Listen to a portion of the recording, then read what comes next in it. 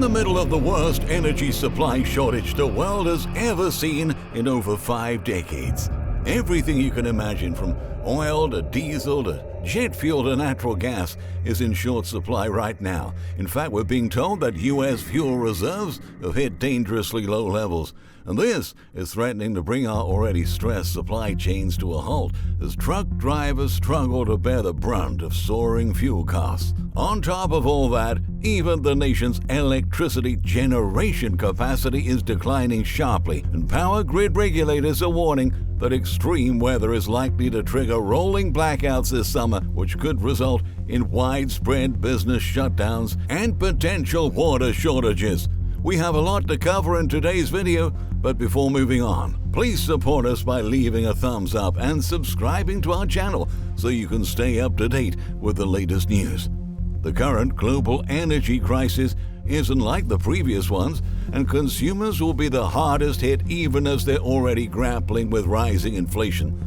The last time the world has seen such an acute oil shock was in the 1970s, when conflicts in the Middle East led to an oil embargo that affected much of the Western world. But according to Angela Wilkinson from the World Energy Council, today's global energy shock, this isn't the same as the 1970s crisis. Many factors are aggravating the current energy supply shortage, and we haven't seen the worst of it just yet. The latest spike in oil prices came as a result of Russia's aggression in Ukraine in late February. Russia is one of the biggest oil producers in the world, and after Western countries imposed strict sanctions on Moscow, major supply chain disruptions in the energy sector started to occur and continue to unfold up until now. The European Union has also proposed a gradual ban on Russian oil, adding more and more pressure on global energy prices. The price of international benchmark Brent crude futures has jumped by over 42% since the start of the year. It last traded at around $110 per barrel, significantly higher than levels below $80 seen earlier this year. If you look at the price of refined products in many parts of the world, they're now unaffordable for many of the bottom half of societies, Wilkinson explained. We're going to have to see some form of massive reallocation of money coming out of this crisis. Consumers are really hurting. Just 6 months ago, we were only talking about climate security. A year ago, we were talking about the health crisis and recovery, Wilkinson continued. Now, we've got this rolling series of crises in energy, and on top of that, we got the cost of living crisis being triggered in many countries. The energy crisis will continue to push living expenses through the roof. This week, professionals in the trucking industry revealed that they're being severely impacted by skyrocketing diesel fuel prices, and experts say that increased costs will get passed on to the consumer too. In the United States, perilously low inventories of oil products and a shortage of refining capacity have laid the foundations for an oil shortage crisis in the country this summer. At this point, there isn't anything authorities can do to reverse this situation, as highlighted by Paul Sankey, lead analyst at Sankey Research, referring to the fact that a refinery cannot be built in time to ease the gasoline and diesel crunch. In a recent interview with CNBC, when asked about what would happen if an operating refinery were to stop production because of an accident or a hurricane, Sankey said, "We're on the verge of a U.S. oil crisis as it is. I'm talking about massive shortages. We've never seen inventories this low, particularly in the Northeast. We haven't seen gasoline this low at this time of year in history," the analyst added. With the hurricane season later in the year, we might have a crisis this summer, Sankey stressed. There is a global shortage of refining capacity, and currently, the energy world is completely insane, he noted. Since the onset of the health crisis, over 1 million barrels per day of refinery capacity in America has been shut permanently. In the U.S., operable refinery capacity was at just over 18 million BPD in 2021. That's the lowest levels since 2015, EIA data shows. The surge in consumer demand since economies reopened and people returned to travel, in addition to lower refining capacity and extremely tight distillate markets, have pushed down U.S. fuel inventories to below seasonal averages and at multi-year lows, with record low inventories on the East Coast. The situation is worrying everyone in the industry, from executives to truckers. Everybody is now fearing the devastating effects a fuel shortage can have on the economy in the months ahead. This week, the Biden administration came under fire from fellow politicians after the president called the record-high retail fuel prices part of an incredible transition away from oil and gas. The remarks came as the average gasoline price in the U.S. hit $4.596 per gallon at the start of this week, with diesel prices at $5.554 per gallon, despite the planned release of crude oil from the Strategic Petroleum Reserve and new plans for the release of diesel from federal reserves as well. While gasoline prices are putting pressure on households, experts are more concerned about diesel prices, which could help to keep inflation higher by adding to the transportation costs of most goods shipped and sold across the nation. I've seen fuel prices when I started out $1 something a gallon, and we were schooling even back then. Now, $5, $6, $7, $8, $9 a gallon? It's ludicrous. It's out of hand. It's gonna drive the trucking industry out, lamented Bart Costy, who's been a truck driver for decades. The threat of a nationwide diesel shortage might soon become an added strain on drivers. Several trade publications are warning that diesel supplies on the East Coast have hit the lowest point in almost 20 years. It makes us nervous, added Costy. Truckers feel that soaring prices and the looming fuel shortage will not only impact them, but the general public as well. That's what saddens me. That's what hurts my heart, as we're out here working every day to survive, making a living for you, for your families, but how are we going to do that with this going on? Said Costy. This massive shortage of fuels can cripple our already fragile supply chain. If we don't have diesel, then we can't run. Outlines Louis Campion, president and CEO of the Maryland Motor Truck Association. It's giving truckers concern, and that's certainly given us a lot of concern about the potential inability to purchase fuel at the pump or rationing on fuel or literally anything that could occur.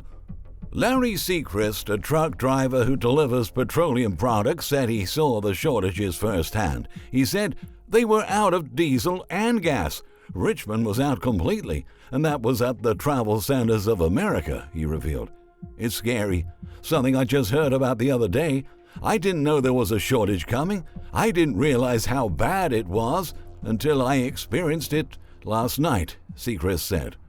According to Professor Sanjay Varshney, the ripple effects of this crisis are going to impact every segment of the economy.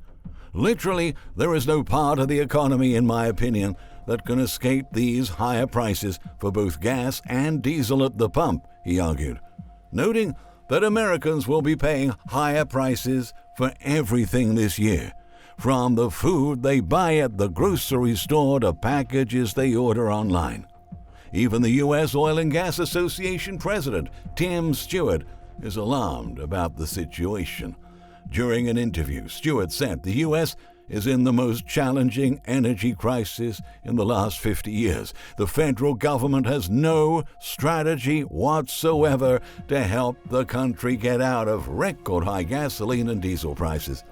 At the same time, millions of Americans will be facing electricity shortages in the coming months as extreme weather overwhelms our aging power grid. The regulating authority that oversees the health of the nation's electrical infrastructure released an alarming report about the dire state of the U.S. power grid going into the summer. In its 2022 Summer Reliability Assessment, the North American Electric Reliability Corporation, NERC, pointed out that ongoing drought in several parts of the nation and heat waves could require system operators to use emergency procedures up to and including temporary manual load shedding, also known as rolling blackouts.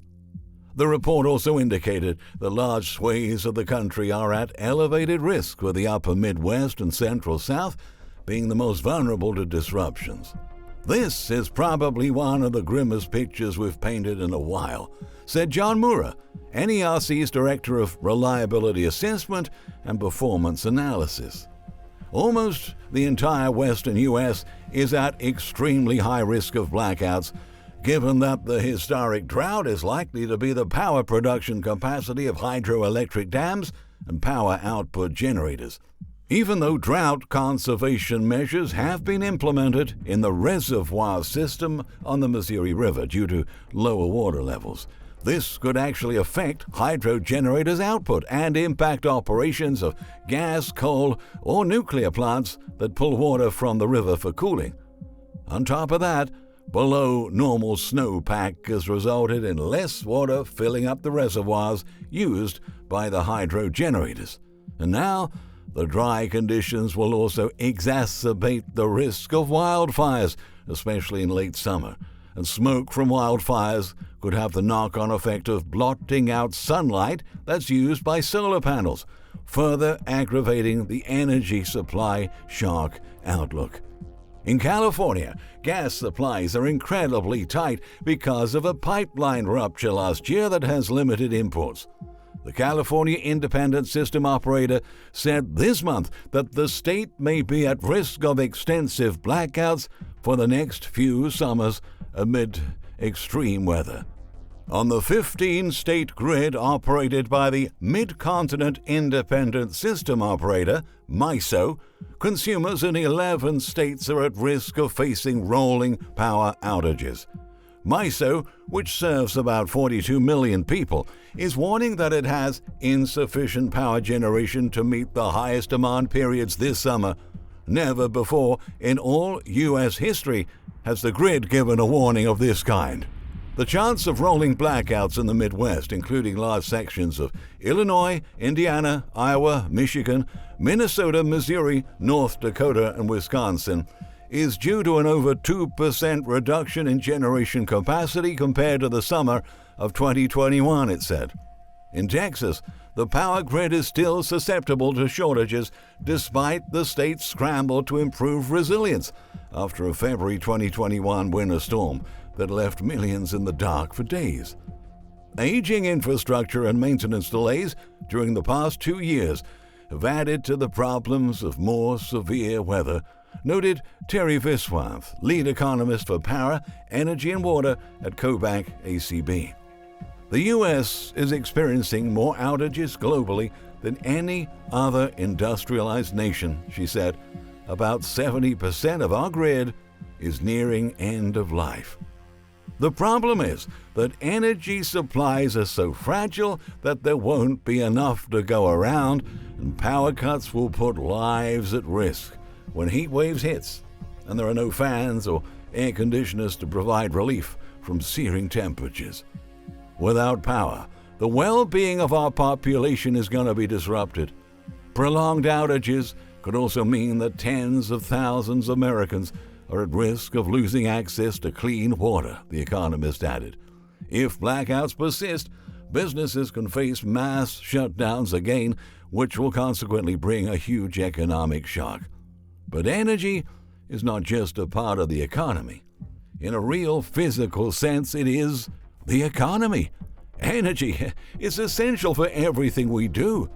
This means that an energy crisis can quickly become an everything crisis. And now, another disaster is looming. But unfortunately, very few Americans have any idea of just how profound the current energy crisis already is and is about to become. Thank you for watching.